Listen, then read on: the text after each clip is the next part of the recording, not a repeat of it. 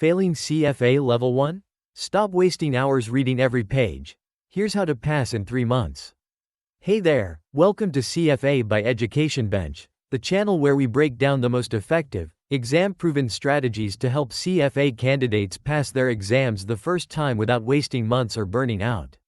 If you're preparing for CFA Level 1, stick around because today I'm going to give you an advanced, actionable, 3-month study strategy that actually works, backed by multiple real-world case studies of students who passed under intense schedules. I'll also show you the top mistakes most candidates make, the most efficient way to master the CFA curriculum, and the mock exam techniques that increase your score by 20-30 points if you do them correctly. But first, a quick reality check. CFA Level 1 is brutal. Thousands of candidates fail every year, not because they didn't study, but because they studied the wrong way. They spent hours reading textbooks, watching random videos, and ignoring the most heavily weighted topics. You don't have to do that. Today, I'll show you how to study smarter, not harder, and pass with confidence. Stop wasting time on low-weight topics, focus here and increase your score immediately. Now, let's break this down in practical terms. First, let's talk topic weight. This is where most candidates go wrong. CFA Level 1 is not about memorizing everything, it's about allocating your time based on exam weight and difficulty. Ethics alone is 15-20%, financial reporting and analysis is 20-25%, quantitative methods around 12-15%, corporate finance 8-12%, and then equity, fixed income, derivatives, and alternative investments combined take up the rest. If you focus your study time on the highest weighted topics first, you're already ahead of 70-80% of candidates. Take Aisha, for example, who had a full-time job and initially thought she could just skim every topic equally. She failed her first mock exam miserably. Once she restructured her schedule to focus on FRA, ethics, and quant first, her mock scores jumped by 18 points in just 2 weeks. That's the power of weight-based prioritization. Next, let's talk study plan structure. I recommend a 3-month plan for Level 1, assuming you have some base knowledge. Month 1, focus on concept understanding. Cover all high-weight topics, FRA, ethics, and quant. Use a combination of CFA Institute materials, concise study notes, and topic-specific videos. Don't try to finish everything in a week, consistency beats cramming. Spend around 2-3 hours daily, with a rotation of topics to avoid burnout. Month 2, move to question practice and topic tests. Start identifying your weak areas. Use active recall techniques, make flashcards for formulas and ethics scenarios, and simulate exam conditions for at least 2-3 hours per session. Month 3, focus entirely on mock exams and review. Take at least 5 full mocks, analyze your errors in detail, and revise formulas, ethics, and high-yield topics. The last 10-15 days are sacred for mocks and final revision. Don't learn new topics now. Let's add another mini case study. Rahul, a candidate who studied irregularly for 4 months, was consistently scoring around 55% in mock tests.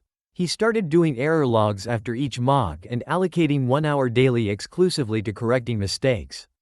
In the next 3 weeks, his scores jumped to 72%. This proves that tracking errors and learning from them is more effective than reading more material. Now, let's talk about mock exams, the single most underrated tool in CFA prep. Taking a mock without analyzing mistakes is like reading a book without ever taking notes. It's useless. For CFA Level 1, you need to treat mocks like the real exam. Use a timer and simulate exam conditions. Log every wrong answer. Categorize mistakes by topic, ethics, FRA, quant, corporate finance, etc. Track recurring mistakes, especially formulas and IFRS, GAAP rules. Mini case study, Nina, who had 6 weeks left for the exam, was overwhelmed with IFRS differences between US GAAP and IFRS. After taking 2 mocks and logging her mistakes, she created a 1-page IFRS cheat sheet and reviewed it daily. Her FRA section score jumped from 60% to 78% in just 3 weeks. This brings me to active recall and formula mastery. The CFA exam is formula heavy and ethics heavy. Watching videos or reading notes passively won't help.